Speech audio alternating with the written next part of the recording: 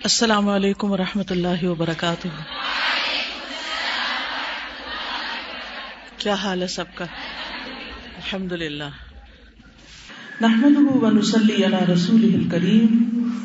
اما بعد فاعوذ باللہ من الشیطان الرجیم. بسم اللہ الرحمن الرحیم. رب اشرح لی صدری ویسر لی امری واحلل 25 ہے. کتاب بدء الخلق، تخلیق کے آغاز کا بیان. صحیح بخاری میں سے ہم یہ باب پڑھ رہے ہیں جس میں امام بخاری قرآن و سنت سے وہ شواہد اور دلائل لاتے ہیں اور خاص طور پر ان احادیث کا ذکر کرتے ہیں جس میں اللہ سبحانہ وتعالی کی مختلف مخلوقات جو ہیں ان کا ذکر ہے. تو بڑی بڑی تخلیقات کے بعد چھوٹی چھوٹی مخلوق تک کا ذکر اس میں کیا گیا ہے کہ اس کے بارے میں ہمیں قرآن و سنت سے کیا رہنمائی ملتی. حدثنا سعید بن عفیر عن ابن وهب قال حدثني يونس عن ابن شهاب عن عروة يحدث عن عائشة رضي الله عنها أن النبي صلى الله عليه وسلم قال للوزغ الفويسق ولم أسمعه أمر بقتله.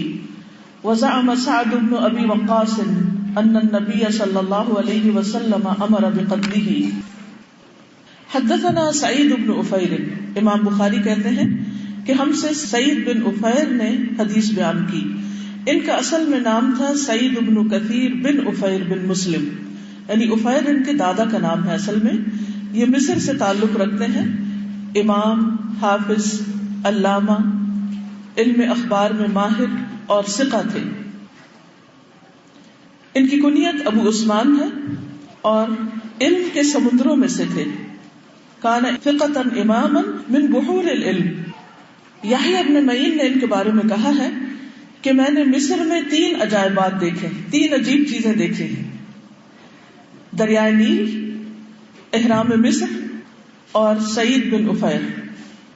حدیث کی مجلس میں چونکہ نبی صلی اللہ علیہ وسلم کا بھی بار بار ذکر آتا ہے اور نبی صلی اللہ علیہ وسلم کی جو مجلس ہوتی تھی آپ کے زمانے میں، اس میں صحابہ کرام کو قرآن مجید میں یہ تلقین کی گئی کہ وہ آپ کی آواز سے اپنی آواز بلند نہ کریں، آپ کو اس طرح نہ بلائیں جس طرح ایک دوسرے کو آپس میں بلایا جاتا ہے، یعنی انتہائی ادب اور احترام. محدثین جب حدیث لکھوایا کرتے تھے تو اگر کسی کے قلم کی آواز سے دوسرے شخص کو بات پوری طرح سنائی نہیں دیتی تھی تو اس سے حدیث لی نہیں جاتی تھی، یعنی اتنا بھی خلل نہیں ہوتا تھا ان کے علم حاصل کرنے میں. کیونکہ حقیقت یہ ہے کہ جتنی توجہ کے ساتھ ہم بات سنتے ہیں، جتنی پوری بات ہم سنتے ہیں، اتنی ہی زیادہ وہ ہمارے دل پر اثر کرتی ہے اور اتنی ہی زیادہ پھر ہمارے عمل میں بھی بدلتی. جو بات ادھوری سنی جائے اور اس میں پوری طرح یکسوئی نہ ہو، جو دل پر نہ اترے، پھر وہ عمل میں کبھی بھی نہیں آ سکتی، کیونکہ بات پوری سمجھ ہی نہیں آئی. اور خاص طور پر حدیث کا معاملہ یہ ایک بہت ہی اہم معاملہ ہے. کسی عام انسان کی بات نہیں ہے، یہ میری تیرا لیکچر نہیں ہے، یہ اللہ کے رسول صلی اللہ علیہ وسلم کی باتیں. قرآن مجید کے بعد سب سے صحیح ترین کتاب جو ہے وہ صحیح بخاری ہے، جس کی صحت پر ہمارا پورا یقین اور ایمان ہے. اور ان احادیث کو بہت ہی توجہ کے ساتھ سننے کے بعد اپنے عمل میں بھی لانے کی ضرورت ہے. اس میں طریقہ کار یہ ہے کہ جس وقت حدیث پڑھی جاتی ہے تو جن لوگوں نے حدیث کو روایت کیا ہے تھوڑا سا ان کا بھی ذکر کیا جاتا ہے، تاکہ ہمیں یہ پتہ چلے کہ یہ علم ہمیں کہاں سے پہنچا، کن لوگوں کے ذریعے ہم تک آیا، وہ کون تھے، ان کی زندگیاں کیا تھی. ان میں بھی ہمارے لیے ایک بہت بڑی مثال ہے اور بہت کچھ سیکھنے کی چیز ہے.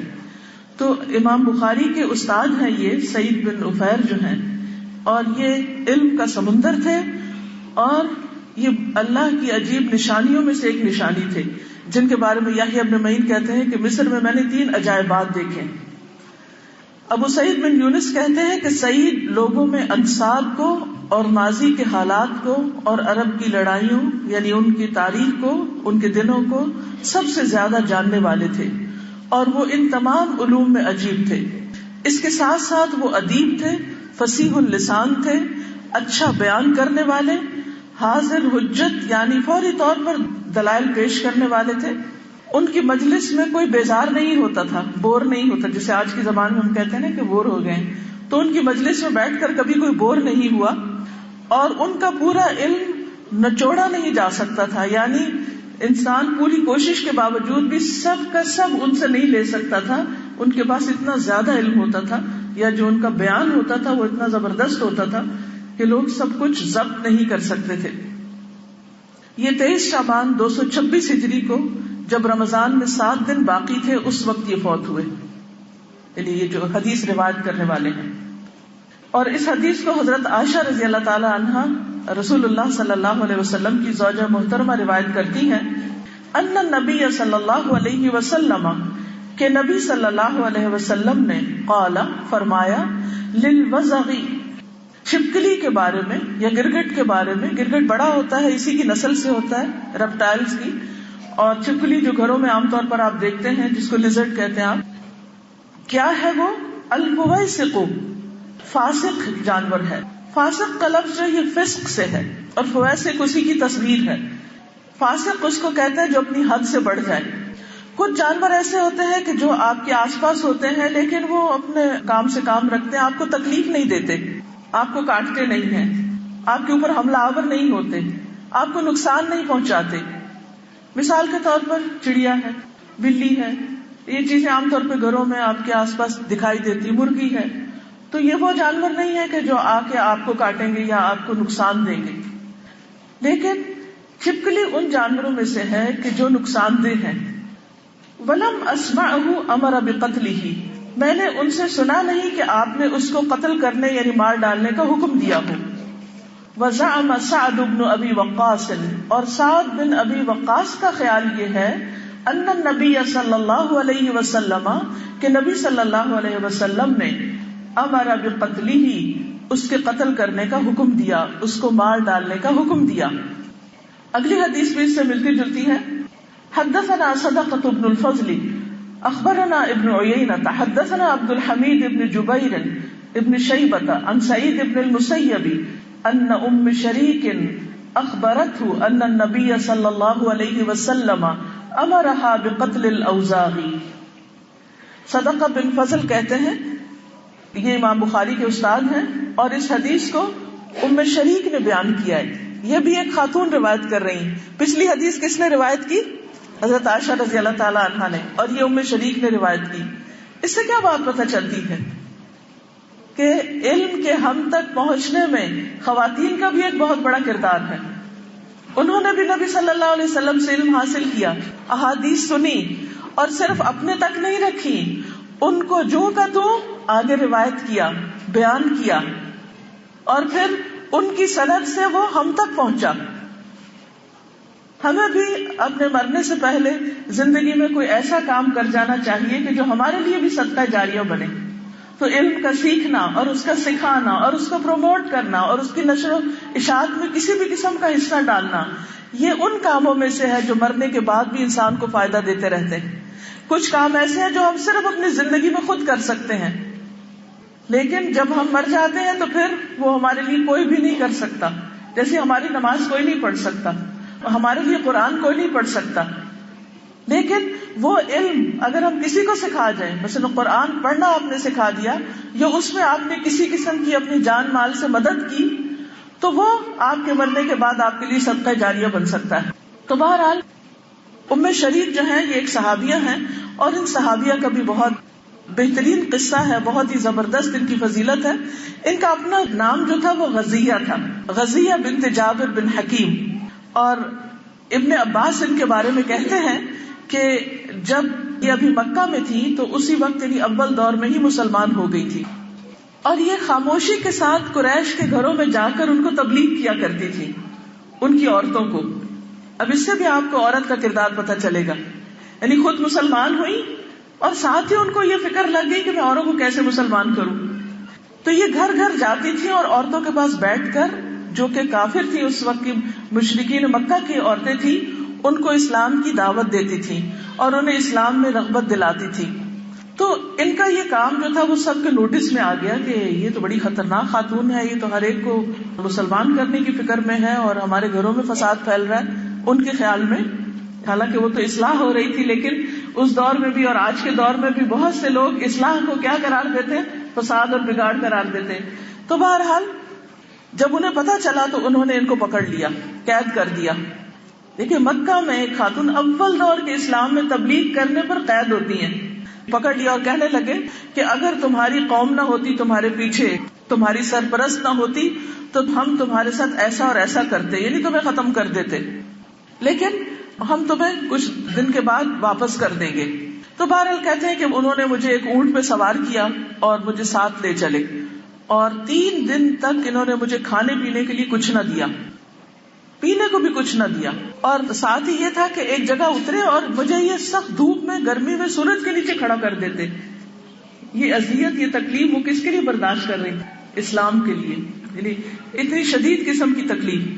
تو بہرحال وہ کہتے ہیں کہ جب مجھے کھانا پینا کچھ نہیں دیا تو ایک دن ایسا ہوا کہ وہ سو گئے لوگ، اور اتنے میں نے محسوس کیا کہ میرے سینے پر کوئی ٹھنڈی ٹھنڈی چیز ہے.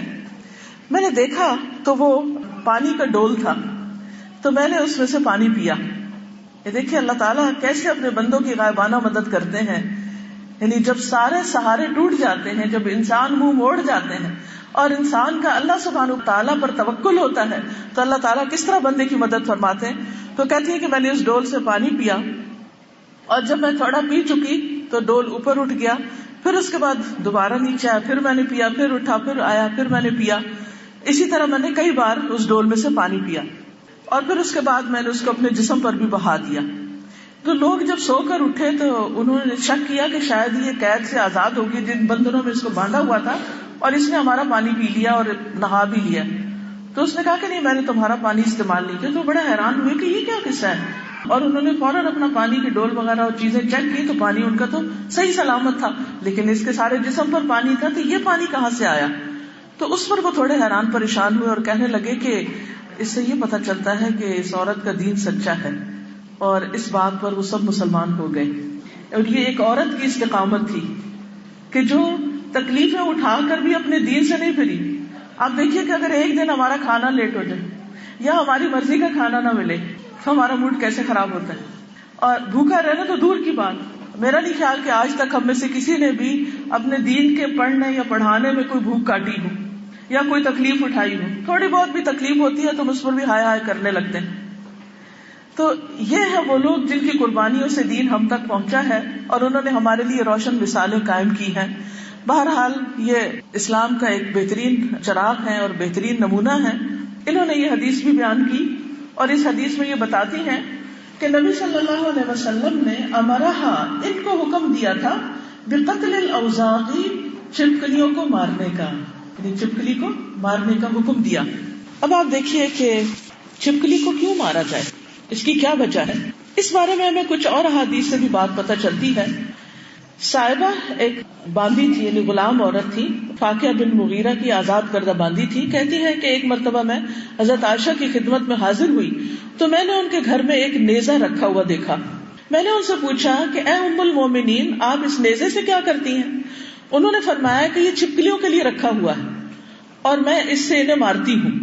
کیونکہ رسول اللہ صلی اللہ علیہ وسلم نے ہم سے یہ حدیث بیان فرمائی ہے کہ جب ابراہیم علیہ السلام کو آگ میں ڈالا گیا تو زمین میں کوئی جانور ایسا نہ تھا جو آگ کو بجھا نہ رہا ہو سوائے اس چھپکلی کے کہ یہ اس میں یعنی آگ بھڑکانے کے لیے پھونکے مار رہی تھی. اس لیے نبی صلی اللہ علیہ وسلم نے ہمیں چھپکلی کو مارنے کا حکم دیا. تو ایک وجہ یہ بتائی گئی ہے. پھر اس کے بعد آپ دیکھیے کہ ایک اور حدیث بھی ہے جس سے چھپکلی کو مارنے کی فضیلت بھی پتہ چلتی ہے. رسول اللہ صلی اللہ علیہ وسلم نے فرمایا، جس نے پہلی ضرب میں چھپکلی کو مار دیا اس کے لیے اتنی اور اتنی نیکیاں، یعنی بہت نیکیاں. جس نے دوسری ضرب میں مارا اس کے لیے پہلی سے کم، اور جس نے تیسری ضرب میں مارا اس کے لیے اس سے کم.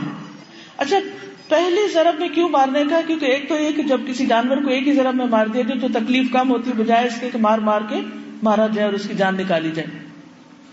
پھر اسی طرح یہ ہے کہ یہ جانور جو ہے یہ نقصان دہ ہے، اور اس سے انسانوں کو کئی طرح کی بیماریاں بھی لاحق ہوتی ہیں. تو گھر کے اندر جب چھپکلی ہوتی ہے تو وہ نقصان دہ ہوتی ہے، اور کسی بھی وقت وہ کھانے میں گر سکتی ہے، پانی میں جا سکتی ہے، یا اس کا جو اسکن ہوتی ہے اس کے اوپر کچھ ایسے پیراسائٹس اور بیکٹیریاز اور جرمز ہوتے ہیں، وائرسز ہوتے ہیں کہ جب ان کا انٹریکشن ہمارے برتنوں کے ساتھ کپڑوں کے ساتھ، بستروں کے ساتھ اور چیزوں کے ساتھ ہوتا ہے تو وہ جراثیم منتقل ہونے کا اندیشہ ہوتا ہے. اس لیے ان کو گھر میں ہونا نہیں چاہیے. اگر وہ پیدا ہو جائیں تو ان کو ختم کر دینا چاہیے، نکال دینا چاہیے وہاں سے. اسی طرح کچھ لوگ تو بہت ڈرتے بھی ہیں چھپکلی سے، دیکھتے ہیں ان کو وہ خوف زدہ ہو جاتے ہیں، خاص طور پر خواتین. یہ بذات خود کاٹتی تو نہیں، یعنی عام طور پر کاٹتی نہیں، لیکن کبھی کبھی کاٹ بھی سکتی ہے. اگر ان کے لیے کوئی کھانے کی چیز کسی کے جسم کے اوپر کچھ بازو کا ہوتا ہے، کچھ بچوں کے ہاتھ وغیرہ کھانے سے لچڑ رہ جاتے ہیں، سو جاتے ہیں، تو ایسی صورت میں ہو سکتا ہے کہ وہ کھانا لینے کے لیے آئے اور وہ ہاتھ انگلی وغیرہ پہ کاٹ جائیں. لیکن یہ ہے کہ بہرحال یہ ہیلتھ ہیزارڈ ہے، اور ایسے تمام لوگوں کے لیے خطرہ ہوتی ہے چھپکلی جن کی امیونٹی لو ہو، یعنی ان کے اندر ریزسٹنس نہ ہو بیماری سے فائٹ کرنے کی. اور ان کے ساتھ جب کانٹیکٹ ہو ہمارا، تو جیسے بوڑھے لوگ ہوتے ہیں یا چھوٹے بچے ہوتے ہیں یا بیمار رہتے ہیں، جیسے کینسر وغیرہ کے مریض ہوتے ہیں، تو اگر ان سے ان کا کانٹیکٹ ہو چھپکلیوں کا تو ان کے اندر بیماریاں جلدی پھیلتی ہیں. اور ان بیماریوں میں عام طور پر ڈائریا وغیرہ، جس میں خاص قسم کا انفیکشن ہوتا ہے، جو تیز بخار ہو جاتا ہے، شدید قسم کا پیٹ درد ہوتا ہے، اور کہتے ہیں کہ 1 سال سے کم عمر کے بچوں کے لیے اس کا خطرہ جو ہے وہ زیادہ ہوتا ہے. اسی طرح ایک اور بیماری بھی ہوتی ہے جس سے سارے جسم کے مسل جو ہیں وہ پیرالائز ہو جاتے ہیں، اور پھر جو انسان کا ریسپریٹری مسلز ہوتے ہیں جن سے انسان سانس لیتا ہے، ان کے انوالو ہونے کی وجہ سے انسان کا سانس بند ہو جاتا ہے، اس سے ڈیتھ ہو سکتی ہے. اسی طرح کچھ اور بھی انفیکشنز ہیں جو چھپکلی کی سرفیس کے اوپر موجود جراثیم وغیرہ سے ہوتے ہیں، جس میں خاص طور پر لیور کی ڈیزیز انسان کو لاحق ہونے کا اندیشہ ہوتا ہے. اسی طرح ایک اور بیماری جو آنتوں کی بیماری ہوتی ہے، اس میں انسان کا دل، اس کے پھیپھڑے، اور اس کی وجہ یہ ہے کہ جب یہ زہر نروز اور مسلز تک پہنچتا ہے تو سب کے سب متاثر ہو جاتے ہیں. یہ تو بہرحال کچھ ایسی وجوہات بتائی گئی ہیں، لیکن ہمارے لیے یہ وجوہات کمتر درجے کی ہیں. اصل وجہ کیا ہے کہ نبی صلی اللہ علیہ وسلم نے ہمیں ان کو مارنے کا حکم دیا ہے، اور آپ کا حکم سمجھ کر اس کو مارنا باعث اجر ہے. یہ یاد رکھنا چاہیے اور اس بات پر ہمارا ایمان ہونا چاہیے کہ آپ صلی اللہ علیہ وسلم کا کوئی بھی حکم جو ہے وہ حکمت سے خالی نہیں، فائدے سے خالی نہیں. آپ نے فرمایا، آپ نے حکم دیا تو سچ ہی فرمایا اور فائدے ہی کی بات کی، اس لیے ہم اس پر یقین رکھتے ہیں. ایسے جانوروں کے ساتھ ظلم ہے. اب ہو سکتا ہے آپ یہ سوچ رہے ہو کہ پھر اللہ تعالیٰ نے اس کو پیدا ہی کیوں کیا. آپ دیکھیے کہ کچھ چیزیں ہماری آزمائش کے لیے بھی پیدا ہوئی ہیں. کسی انسان کے ایمان کا امتحان بھی اس سے ہو سکتا ہے کہ وہ اس حکم کو سن کر چھپکلی کے ساتھ کیا معاملہ کرتا ہے. پھر اگلی حدیث ہے، حدثنا عبید بن اسماعیل حدثنا ابو اسامہ عن ہشام عن ابیہ عن عائشہ رضی اللہ عنہا قالت قال النبی صلی اللہ علیہ وسلم اقتلوا ذا الطفیتین فانہ یطمس البصر ویصیب الحبل. اس حدیث کو عبید بن اسماعیل روایت کرتے ہیں جو امام بخاری کے استاد ہیں. ان کا نام عبید بن اسماعیل القرشی ہے، کنیت ان کی ابو محمد ہے، اور یہ کوفہ سے تعلق رکھنے والے ہیں، یعنی کوفی ہیں، ثقہ ہیں، اور امام بخاری نے ان سے احادیث روایت کی ہے. 250 ہجری میں ان کی وفات ہوئی ہے. اور اس حدیث میں نبی صلی اللہ علیہ وسلم نے کیا فرمایا؟ یہ حدیث بھی حضرت عائشہ کی روایت کردہ ہے. رسول اللہ صلی اللہ علیہ وسلم نے فرمایا، 2 دھاری والے سانپ کو مار ڈالو. اقتلوا ذا الطفیتین، 2 دھاری سانپ کو مار ڈالو. فإنه يطمس البصر، کیونکہ وہ نگاہ مٹا دیتا ہے، یعنی اس سے بینائی چلی جاتی ہے. ويصيب الحبل، اور ابارشن کرا دیتا ہے، یعنی حمل گرا دیتا ہے. اس کی وجہ بھی آپ نے بتا دی. چھپکلی کو مارنے کی وجہ تو پیچھے بتا دی گئی کسی اور حدیث میں. بخاری کی اس حدیث میں سانپ، یعنی سارے سانپ نہیں، 2 دھاری سانپ کی یہاں بات ہو رہی، اس کو مارنے کا حکم دیا جا رہا ہے، اور اس کے موجودگی کا نقصان بھی بتایا جا رہا ہے کہ اس سے نگاہ جاتی ہے اور بچہ ضائع ہو جاتا ہے. اگلی حدیث ہے، حدثنا مسدد حدثنا یحیی عن ہشام قال حدثنی ابی عن عائشہ قالت امر النبی صلی اللہ علیہ وسلم بقتل الابتر وقال انه يصيب البصر ويذهب الحبل. اس حدیث کو مسدد بن مسرحد بن مسربر نے بیان کیا، اور پھر صحابیہ حضرت عائشہ رضی اللہ تعالی عنہا ہی ہیں، کہتی ہیں امر النبی صلی اللہ علیہ وسلم، نبی صلی اللہ علیہ وسلم نے حکم دیا، بقتل الابتر، دم کٹے سانپ کو مارنے کا، یعنی جس سانپ کی دم کٹی بھی ہو اس کو مار ڈالو. وقال انه يصيب البصر، اور آپ نے فرمایا کہ وہ نگاہ لے جاتا ہے، وہ یذهب الحبل، اور پیٹ گرا دیتا ہے، یعنی حمل ضائع کرا دیتا ہے. تو پچھلے حدیث سے دو دھاری سانپ کی بات پتہ چلتی ہے اور اس سے دم کٹے سانپ کی بات پتہ چلتی ہے. اب اس میں آپ دیکھیے کہ یہ جو سانپ ہیں خاص طور پر ان کو مارنے کا حکم کیوں ہے. پیچھے بھی ایک حدیث گزر چکی ہے 518 نمبر پہ، اس میں بھی یہی حکم دیا گیا کہ دو دھاری سانپ کو اور دم کٹے سانپ کو مار دیا جائے، کیونکہ یہ آنکھ کی بینائی مٹا دیتے ہیں اور حمل گرا دیتے ہیں. بینگ مسلم، اللہ سبحانہ وتعالیٰ اور نبی صلی اللہ علیہ وسلم کی ہر بات کو ماننا ہماری ایمان کا حصہ ہے، لیکن جو باتیں آپ نے بتائی ہیں وہ حکمت سے خالی نہیں ہے. جہاں تک سانپ کے وجہ سے نظر جانے کا یعنی ویژن لاس کا تعلق ہے تو اس کی دو بنیادی وجوہات ہو سکتی ہیں جو سانپ کے کاٹنے کے بعد انسان کی نظر جا سکتی ہے. اس میں پہلی ہے کہ آنکھ کے اعصاب اور پٹھوں کا متاثر ہونا، کیونکہ سانپ کا جو زہر ہوتا ہے، اسنیک وینم جو ہوتا ہے، یہ نیورو ٹاکسک ہوتا ہے، یعنی اس کا اثر نروز پر ہوتا ہے. تو انسان کی نروز کو یہ پیرالائز کر دیتا ہے، اور جب آنکھ کو سپلائی کرنے والی میجر نرو جو ہے جس کو ہم آپٹک نرو کہتے ہیں وہ متاثر ہوتی ہے تو انسان کی بینائی بھی متاثر ہو جاتی ہے اور بلائنڈنس ہو جاتی ہے، نگاہ چلی جاتی. دوسری وجہ یہ ہو سکتی ہے کہ کچھ سانپ جو ہوتے ہیں وہ جن کو سپٹنگ کوبراز کہتے ہیں، ان میں یہ خصوصیت ہوتی ہے کہ وہ اپنا زہر سپٹ کرتے ہیں، یعنی زہر پھینکتے ہیں، اور خاص طور پر انسان کی آنکھوں کو نشانہ بناتے ہیں. اور جب وہ زہر آنکھوں میں جا کے پڑتا ہے تو اس سے بھی انسان کے بینائی کے جانے کا اندیشہ ہوتا ہے، کیونکہ بعض اوقات آنکھ اتنی ڈیمیج ہو جاتی ہے کہ انسان کی نظر چلی جاتی ہے. دوسرا اثر یہ بتایا گیا کہ حاملہ عورت کا حمل گر جاتا ہے، یعنی عورت جو ہے اگر پریگننٹ ہو تو اس کا بچہ ضائع ہو جاتا ہے. تو اس کی بھی وجہ یہ ہے کہ سانپ کا زہر انسان کے اعصاب پر پڑتا ہے، کچھ کا زہر جو ہے انسان کے بلڈ سسٹم پر اثر انداز ہوتا ہے، یعنی خون میں زہر چلا جاتا ہے. اب آپ دیکھیے کہ جب خون میں زہر چلا جاتا ہے تو بعض اوقات بہت زیادہ بلیڈنگ شروع ہو جاتی ہے. جب بلیڈنگ ہوتی ہے اور ناک سے بھی خون بہنے لگتا ہے، منہ سے بھی خون، کانوں سے بھی خون نکلنے لگتا ہے، تو اس سے پھر کیا ہوتا ہے کہ حاملہ عورت جو ہے اس کا جب بلڈ لاس ہوتا ہے تو اس سے پھر حمل کے جانے کا اندیشہ ہوتا ہے. اسی طرح بعض اوقات جو وینم ہوتا ہے وہ ڈائریکٹ پلاسنٹا میں سے گزر کر بیبی تک پہنچ جاتا ہے اور اس پر افیکٹ کرتا ہے اور اس کی ڈیتھ ہو جاتی ہے. اور پھر اسی طرح بعض اوقات ماں جو ہے وہ زیادہ بلڈ لاس کی وجہ سے اس کا بلڈ پریشر لو ہو جاتا ہے، اور اگر ماں کے جسم میں خون کی سپلائی ٹھیک نہیں ہو رہی تو بچے تک، کیونکہ غذا خون ہی کے ذریعے پہنچتی ہے، تو خون میں اگر زہر شامل ہے تو بھی، اور اگر وہ صحیح طور پر بلڈ سپلائی ہو نہیں رہا تو اس صورت میں بھی پھر بچہ ضائع ہونے کا اندیشہ ہوتا ہے. تو بہرحال یہ ساری باتیں جو ہیں آج کے دور میں ہمارے سامنے ویسے بھی آ گئی ہیں، لیکن نبی صلی اللہ علیہ وسلم نے اس دور میں جب سائنس نے یہ انکشافات نہیں بھی کیے تھے کہ کس طرح زہر اثر انداز ہوتا ہے انسان پر، ہمیں ان ایذا دینے والی تکلیف دہ چیزوں سے خبردار کر دیا اور محفوظ کر دیا ایک طرح سے، یعنی ان کے بارے میں بتا کر.